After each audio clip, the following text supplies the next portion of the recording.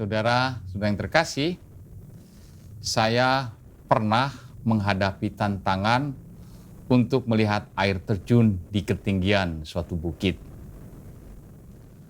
Pada mulanya, saya tidak berminat untuk pergi. Tapi ketika diperlihatkan foto air terjun tersebut, saya jadi penasaran juga untuk pergi melihatnya. Akan tetapi, untuk pergi ke sana, saya langsung dihadapkan pada suatu tantangan yang luar biasa, yaitu menaiki anak tangga sebanyak 1.000 lebih. Dengan susunan anak tangga yang sedikit besar dan nyaris tegak. Ketika melihat susunan anak tangga tersebut yang begitu banyak, saya berpikir dan menimbang-nimbang sejenak. Dan bertanya, apakah saya sanggup menaiki anak tangga tersebut? Atau lebih baik saya batalkan saja untuk melihat air terjun itu. Saat diam, saya berpikir, saya sudah sampai ke tempat ini. Belum tentu saya akan datang lagi ke tempat ini di lain waktu. Lagi pula, air terjun di dalam foto itu nampak indah, sungguh mempesona.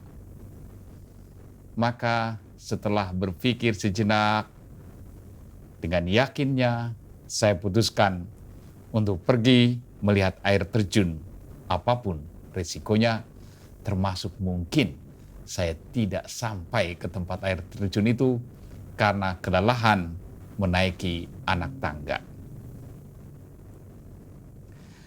Nah, saudara-saudara, kisah Injil hari ini adalah juga kisah orang-orang yang terpesona oleh cerita Yesus yang menyembuhkan. Maka ketika mereka tahu Yesus ada di kota mereka, mereka teringat teman mereka yang sedang sakit. Mereka berniat untuk membawa teman mereka kepada Yesus agar Yesus menyembuhkan.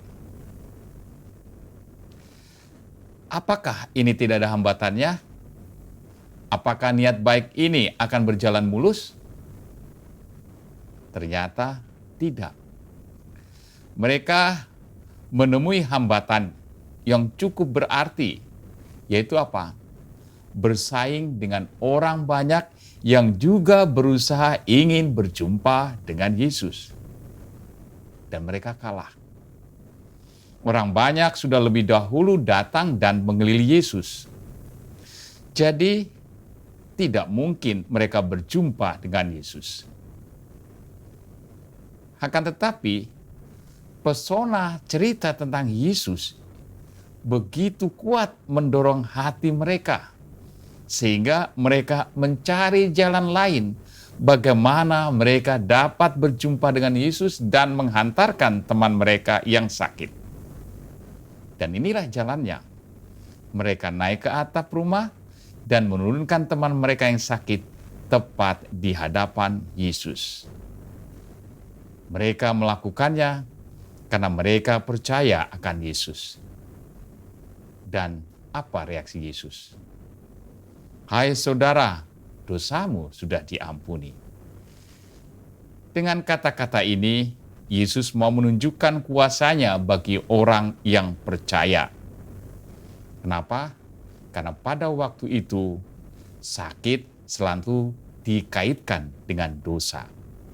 Maka jika Yesus berkata dosanya diampuni, maka itu berarti engkau sembuh. Nah, saudara-saudara, orang yang membawa temannya adalah orang yang mendengar cerita tentang Yesus dan mengimani Yesus. Iman mereka menggerakkan untuk membantu kesembuhan temannya, apapun hambatannya, apapun risikonya. Nah, sekarang bagaimana dengan Anda? Apakah Anda cukup percaya kepada Yesus?